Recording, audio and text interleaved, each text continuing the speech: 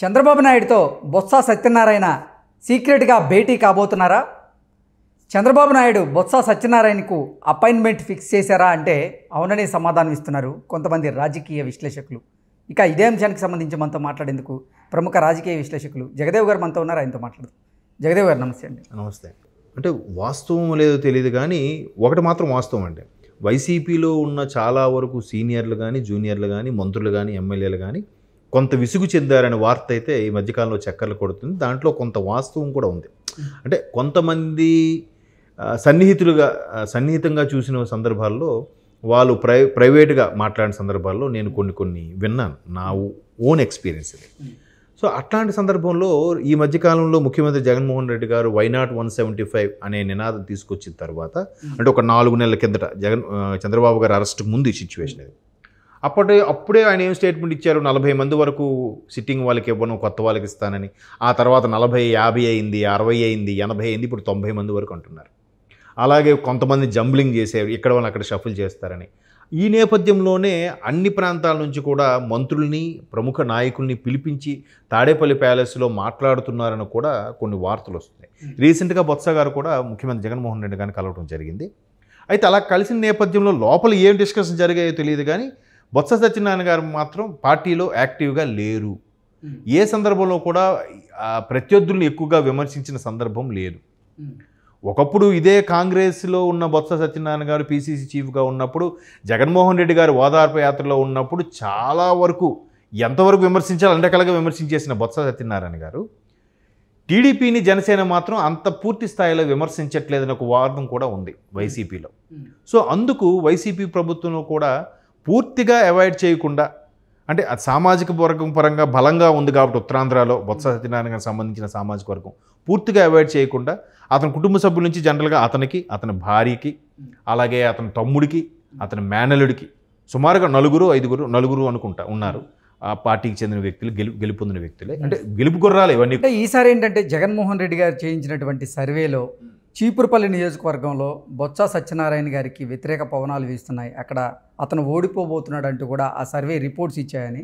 అవును, దానికి అనుగుణంగా జగన్మోహన్ రెడ్డి ఈసారి బొత్స సత్యనారాయణకి చీపురుపల్లి నియోజకవర్గంలో మొండి చేయి చూపించబోతున్నాడు, టికెట్ నిరాకరించాడు అంటూ కూడా ఒక వార్త బయటకు వచ్చింది. దాంతోపాటుగా బొత్స ఝాన్సీ గారు, అంటే గతంలో ఆవిడ మాజీ ఎంపీగా కూడా చేస్తున్నారు, ఎంపీగా 2 సార్లు గెలుచున్నారు. సో ఆవిడని ఈసారి విశాఖ నుంచి ఎంపీగా పోటీ చేయించబోతున్నారని, అలాగే బొత్స సత్యనారాయణ మేనల్లుడిని కూడా పోటీ చేయించే దిశగా జగన్మోహన్ రెడ్డి అడుగులు వేస్తున్నాడు. కానీ ఈసారి బొత్స సత్యనారాయణకి మాత్రం మొండి చేయి చూపించబోతున్నాడు. ఈ నేపథ్యంలోనే అసలు జగన్మోహన్ రెడ్డి వైఖరిని విభేదించినటువంటి బొత్స సత్యనారాయణ చంద్రబాబు నాయుడుతో సీక్రెట్గా భేటీ కాబోతున్నారని, చంద్రబాబు గారు కూడా బొత్స సత్యనారాయణ గారికి అపాయింట్మెంట్ ఫిక్స్ చేశారంటూ కూడా ఒక వార్త బయటకు. అవును.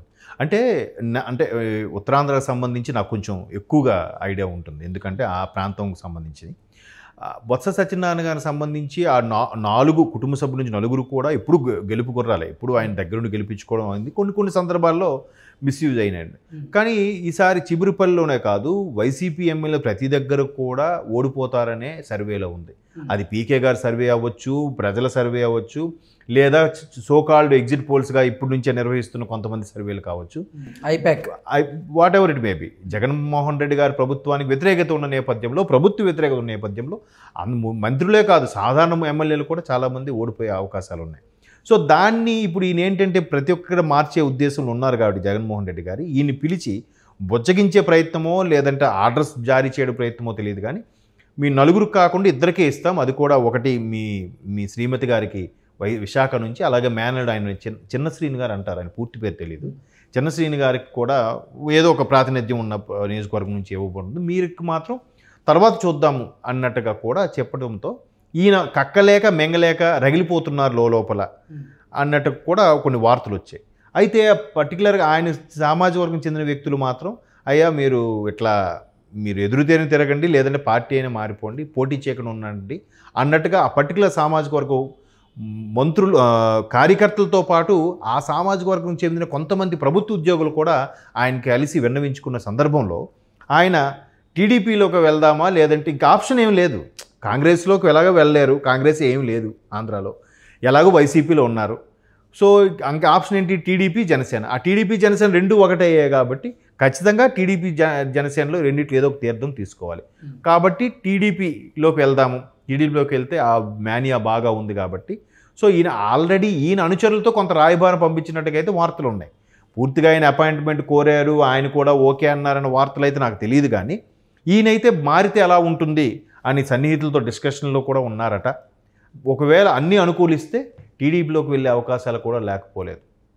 ఎప్పుడు నేను చెప్పే మాట ఏంటంటే ఒక అధికారము లేదంటే ఒక పదవిలో ఉన్న వ్యక్తులు ఒక్కసారిగా పదవి లేకపోతే చాలా ఇబ్బంది పడతారో ఏంటో తెలియదు. కానీ అలాంటి ఆలోచనలో ఉన్నప్పుడు వరుసగా మంత్రిగా చేసిన వ్యక్తి, కాంగ్రెస్ హయాంలో పీసీసీ చీఫ్గా ఉన్న వ్యక్తి, ఉత్తరాంధ్ర వరకు చాలా ఇన్ఫ్లుయెన్స్ ఉన్న వ్యక్తి బొత్స సత్యనారాయణ గారు. కుటుంబ నేపథ్యం కూడా కుటుంబంలో పరంగా అంటే కుటుంబ సభ్యులతో సహా రాజకీయ నేపథ్యం ఉన్న వ్యక్తి. ఆయన సామాజిక పరంగా బలవంతుడు, కుటుంబ పరంగా రాజకీయంగా బలవంతుడు, అనుభవం ఉన్నతను, పీసీసీ చీఫ్గా చేసిన వ్యక్తి కదా. సో ఇప్పుడు వైసీపీకి నుంచి వేరే కాంగ్రెస్లోకి వెళ్ళే అవకాశం ఉంది. కానీ నెక్స్ట్ కాంగ్రెస్ వస్తుందని గ్యారంటీ లేదు. అసలు ఈ వార్తలో వాస్తవం ఉందా? అంటే నిజంగానే బొత్స సత్యనారాయణ గారు చంద్రబాబు గారితో సీక్రెట్ భేటీ కాబోతున్నారా? దానికి చంద్రబాబు గారు నిజంగా అపాయింట్మెంట్ ఫిక్స్ చేశారా? అదే అంటే సీక్రెట్ భేటీ అపాయింట్మెంట్ గురించి ఎందుకు ఈ ప్రశ్న అడుగుతున్నానంటే ఇప్పటికే వైఎస్ఆర్సీపీ నుంచి విశాఖ ఎంపీ బరిలో వాళ్ళ భార్య ఉండబోతుంది అంటూ కూడా ఒక వార్త వచ్చింది. అలాగే మేనల్లుడికి కూడా ఆల్రెడీ సీట్ కన్ఫర్మ్ అయినట్లకి కూడా ఒక వార్త వస్తున్న నేపథ్యంలో ఇప్పుడు ఈ సమయంలో బొత్స సత్యనారాయణ కనుక టీడీపీ తీర్థం పుచ్చుకుంటే నిజంగా టీడీపీలో 3 స్థానాలు ఇచ్చే పరిస్థితి ఉంటుందా బొత్స సత్యనారాయణ గారికి? ఎందుకంటే వాళ్ళ భార్యకి, వాళ్ళ మేనల్లుడికి, ఇతనికి, అవసరమైతే వాళ్ళ తమ్ముడికి 4 స్థానాలు ఇచ్చే అవకాశం కనపడుతుందా? మరి ఎందుకు వెళ్తున్నట్లు ఆయన టీడీపీకి? 4 స్థానాలు అయితే కష్టం. ఎందుకంటే ఆల్రెడీ టీడీపీ జనసేన అలయన్స్తోనే సీట్ల సర్దుబాటుకి కొంచెం ఇబ్బంది పడుతున్న నేపథ్యంలో మరోవైపు మీరు అన్నట్టు ఇటువంటి వ్యక్తులు సీనియర్లు ఎవరైతే వైసీపీకి వెళ్ళి మళ్ళీ మొన్న దాడి వీరభద్రరావు గారు లాంటి వ్యక్తులు ఉన్నారు, వాళ్ళు మళ్ళీ వెనక్కి వచ్చారు. కొండతాల రామకృష్ణ వాళ్ళు కానీ దాడి వీరభద్రరావు గారు కానీ మళ్ళీ వెనక్కి వస్తున్నారు. వాళ్ళకే ప్రాధాన్యత ఇవ్వాలా లేదంటే కంప్లీట్గా వైసీపీగా ఉండి అంతకుముందు కాంగ్రెస్లో ఉన్న వాళ్ళకి ప్రాధాన్యత ఇవ్వాలా అనేది కూడా క్వశ్చన్ మార్కే కదా. సో అలాంటి సందర్భంలో నలుగురికి ఒకేసారి సీటు కేటాయించడం అంటే కష్టం. మేబీ వాళ్ళ వైసీపీలో ఉంటారు, ఈయన టీడీపీలో ఉంటారు, దానికేముంది. ఇప్పుడు నెల్లూరులో పర్టికులర్గా మళ్ళీ సోమిరెడ్డి చంద్రమోహన్ రెడ్డి గారు ఉన్నారు.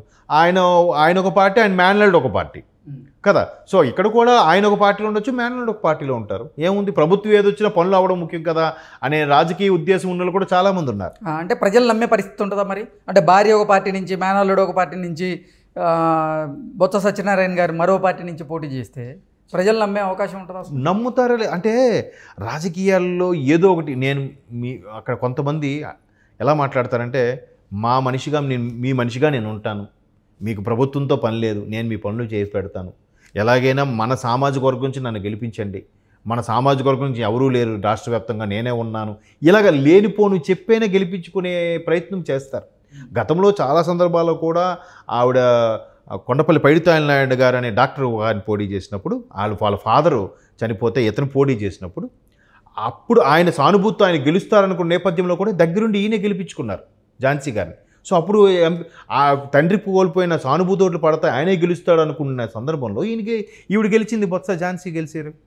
అక్కడ టీడీపీకి యాంటీగా ఈవిడ పనిచేశారు, గెలిపించుకున్నారు. అంటే గెలిపించుకున్న సత్తా ఉన్న వ్యక్తి కాబట్టి అటు ఆయన ఒక మేనల్లుడు వైసీపీలో ఉండి టీడీపీలో కూడా గెలవచ్చు, ఆ వైసీపీలో అక్కడ మేనల్ని గెలిపించుకోవచ్చు. ఏమైనా సాధ్యమే కదా, చెప్పలేము. రాజకీయాల్లో ఎలా ఉంటాయంటే పోను మనం చూస్తుంటే అరే ఇక్కడ కొన్ని దగ్గరలు చూస్తే పార్టీ ప్రాధాన్యం, కొన్ని దగ్గరలు చూస్తే మనుషుల ప్రాధాన్యం, ఇంకా కొన్ని దగ్గర చూస్తే కుటుంబ ప్రాధాన్యం, స్వార్థపూరిత రాజకీయాలు కూడా ఉన్నాయి ఇప్పుడు చూస్తున్నాం. ఇప్పుడు రోజుల్లో అల్టిమేట్గా గెలిపించుకునే సత్తా అక్కడ మనిషి ఇంపార్టెంట్గా చూస్తారు కొన్ని సందర్భాల్లో. సో చిన్నసీని గారికి ఆ ప్రయారిటీ ఉంది కాబట్టి మేబీ ఆయన గెలుస్తాడేమో వైసీపీ నుంచి. ఈయన ఎలాగూ మొదటి నుంచి మాజీ మంత్రిగా ఉన్నారు, గతంలో కాంగ్రెస్లో మంత్రిగా చేశారు, కాంగ్రెస్లో ఉన్నప్పుడు మంత్రిగాను పీసీసీ చీఫ్గా 2 పదవులు అధిరోహించారు. ట్రాన్స్పోర్ట్ మంత్రిగా ఉండేవారు, పీసీసీ చీఫ్గా కూడా ఉండేవారు. సో 2 పదవులు కూడా ఒకేసారి నడిపించిన వ్యక్తి, అంత సత్తా ఉన్న వ్యక్తి. సో ఇక్కడ కూడా వాళ్ళు గెలిపించుకుంటారేమో, ఎవరు చెప్పగలరు. ఓకే, అంటే there is a chance. But ఏదైతే వైసీపీలో మాత్రం కొంత విసుగు చెందారు, టీడీపీకి వెళ్ళాలని చాలామంది ప్రయత్నిస్తున్నారు. కానీ మీరు అన్నట్టుగా టీడీపీ జనసేన అలయన్స్లోనే చాలా వరకు సీట్ల సర్దుబాటు కష్టమవుతున్న నేపథ్యంలో ఇక్కడ ఈ నలుగురికి ఇవ్వడం అనేది ఇంపాసిబుల్. మరోవైపు చంద్రబాబు నాయుడు గారు కూడా స్టేట్మెంట్ ఇచ్చారు, కుటుంబం నుంచి ఒకరికే ప్రాధాన్యత ఇవ్వాలనుకుంటున్నాను, ఒకరికే టికెట్ ఇవ్వాలనుకున్నట్టు కూడా ఒక 15 రోజుల కిందట ఒక స్టేట్మెంట్ ఇవ్వడం జరిగింది. మీరు గమనించారో లేదు? సో మరి అలాంటప్పుడు 2-3 అయితే అవకాశం ఉండదు, ఏదర్ ఇతను లేదా అతని భార్య వాళ్ళిద్దరూ వస్తే, లేదా ఇతను ఎందరో ఇటువంటి పోటీ చేయాలి, మేనలు వేరే పార్టీని పోటీ చేసుకోవాలి. బయట ప్రపంచానికి వేరు వేరు పార్టీలాగా ఉంటాయి, కానీ అంతా కుటుంబ సభ్యులు అంతా ఒకటే, అట్లా కూడా ఉండదు.